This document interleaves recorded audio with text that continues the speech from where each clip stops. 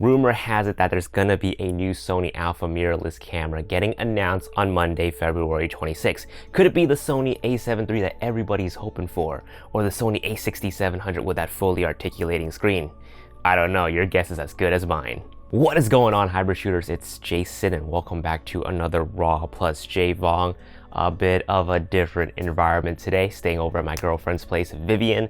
Got a gig at about 50 minutes around her area, so I just want to make this quick video. So according to SonyAlphaRumors, they have a pretty reliable source that's telling them that there's going to be a new entry mid-level Sony Alpha camera that's going to get announced on February 26th, which coincides with two large camera conventions. WPPI, which takes place in Las Vegas, that's for weddings and portraits, photographers and videographers, and there's another one in Japan called CP+, forgot what that one stands for, but another huge camera show that takes place in Yokohama, Japan, I believe. Again, these are all just rumors mixed in with my speculation, so please take this video with a grain of salt. I just thought it'd be fun to make a video like this to see how wrong I'll be when that camera gets announced.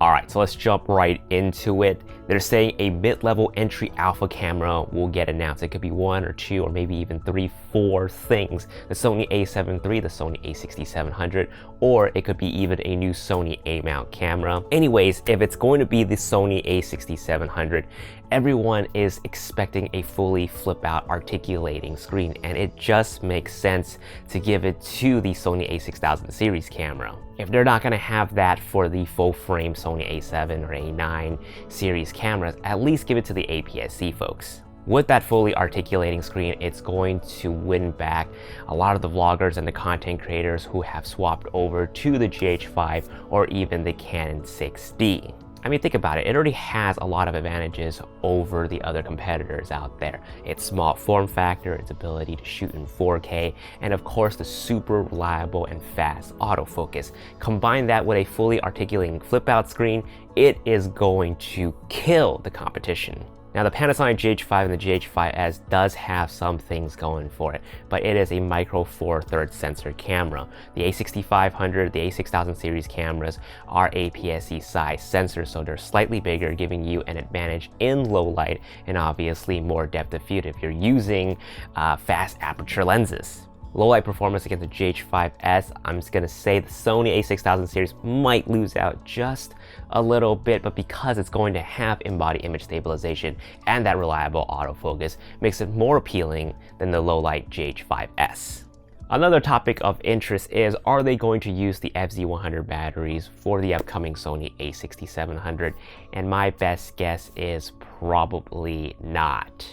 Because if they want to use the FZ100 batteries on the Sony APS-C line, they're going to need to make those bodies a little bigger as well, which I don't think they want to. They want to keep a smaller, friendly form factor for the average consumers. So the Sony a6700 will likely use the same FW50 batteries. Now, if they could at least increase the capacity of these same batteries, that would be great. Panasonic was able to do that for their GH4 and their GH5. I see no reason that Sony couldn't do it as well. But who knows? I'm not an engineer. Yes, 4K 60 for the Sony a6700. Now, it's not completely out of the question. I think it's very possible for them to have that kind of feature in the next Sony a6700 series. What I don't think it will have is 10-bit 422. That is something that they're probably saving for the a7S III. Who knows? But I won't hold my breath for that feature on the new Sony a6700. By the way, guys, let me know if you want to hear my speculations on the upcoming Sony a7S III. Alright, Sony a7III. I got some rumor specs, and again, these are just something that's been floating around on the internet. Nothing official, nothing is confirmed, but from what we can at least guess, it's going to be a 24 megapixel camera. It can shoot 7 frames per second continuously, 425 contrast points, 167 face detection points. And already you can see that it's not stellar compared to the Sony A9 and the a7R III, so you're going to see that level of difference already.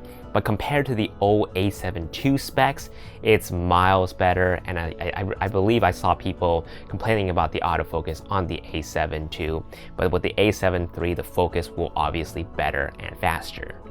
They're saying it's going to have a joystick, it's going to use the new FC100 batteries, 4K recording 24 and 30, 1080p 24, 30, and 60, and 120 as well. Pretty standard, and they're guessing the price will be around $18.99 US. I also think the Sony a7 III will get that My Menu feature that was introduced on the A9 and the a7R III, and it will get that rate feature as well that was introduced on the Sony a7R III. I also think that the a7 III will not have play memories. As you guys know, they phased that out of the Sony A9 and the a7R III, so likely the a7 III will follow that trend. So if you have a lot of the play memory apps on your older Sony a7 cameras, you're likely not going to be able to use it on the Sony a7 III. However, you can still transfer videos and photos from the camera to your phone via the Play Memories app on the phone. Again, I just want to re-emphasize that the specs that I just read out are rumors, and any opinions and thoughts on the cameras are just based on my personal speculation. Let me know in the comments down below, what does the a7 III needs to have for you to pick one up, whether you're upgrading from an APS-C line or looking to pick up a second body. As for me, I am considering selling my Sony a7R II to pick up the Sony a7 III. It may seem like a downgrade, but hear me out.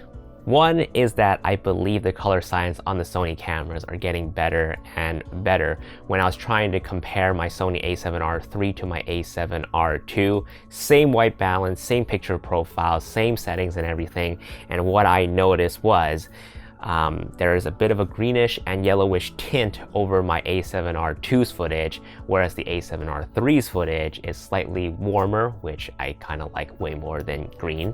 The skin tones definitely looks a little greener on the Sony a7R II versus the a7R III. So nothing really scientific about that, but something that I've been noticing on my a7R II for the longest time now, ever since I got the camera. Now being able to compare that with my a7R III, I'm definitely happy with the skin tones and the colors on the a7R III. And I want to have that color consistency across all of my cameras. So if that means dropping the a7R II for the a7 III that has that same color science as the Sony a7R III, then I am all for it. The second reason would be that the a7 III will likely be using the FC100 batteries, which I am all for. Now, I've just been so babied by the battery life on my Sony a7R III. When I was shooting weddings with the a7R III, I never had to worry about battery life.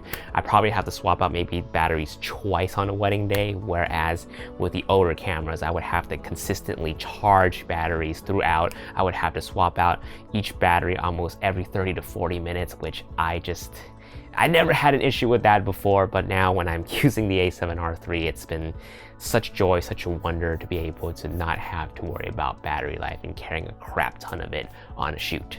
But what about 4K 60? Will they have that for the Sony a7 III? You know what? I wouldn't hold my breath for it. I think it's something that they're gonna save for the Sony a6700 and of course the Sony a7S III. What I think they will add for the Sony a7 III is S-Log 3, like they did for the a7R III, and hybrid, possibly even hybrid lock gamma. But for sure, I think S-Log 3 will make an appearance on the a7 III. Another big question is, will they have dual SD card slots for the a7 III? And honestly, it's a toss. It's up in the air. Who knows? I mean, if they're going to use the new FC100 batteries, obviously they're going to need to make that body a little bit bigger, and likely it's going to have the same mode as the Sony A9 and the Sony a7R III. So if they don't have dual SD card slots, then it's going to feel kind of empty. But my personal opinion is I don't mind it if they don't have dual SD card slots for the Sony a7 III, but I know a lot of people will be upset if that is not included. For around $1,900 US, it's going to compete directly against the Canon 6D Mark II, but even then, the Sony a7 III is going to win because it's going to be able to shoot in 4K and it has picture profiles like S-Log. And with a plethora of new Sony full-frame lenses coming out, and with third-party companies supplying that E-mount lens lineup as well, the Sony a7 III will be a very accessible entry-level full-frame camera for the mass, and I'm very excited to see it at WPPI. That is if it's going to get announced. Or, you know, it could be a new A-mount camera. Sony a77 III or Sony a99 III. Who knows? Alright, some new pieces of information has just dropped on Sony Alpha Rumors that could debunk everything that I said in this videos, but there are a few news sources that claims the new camera will be an APS-C budget E-mount camera, something like an a5500 or a Sony a6000 Mark II.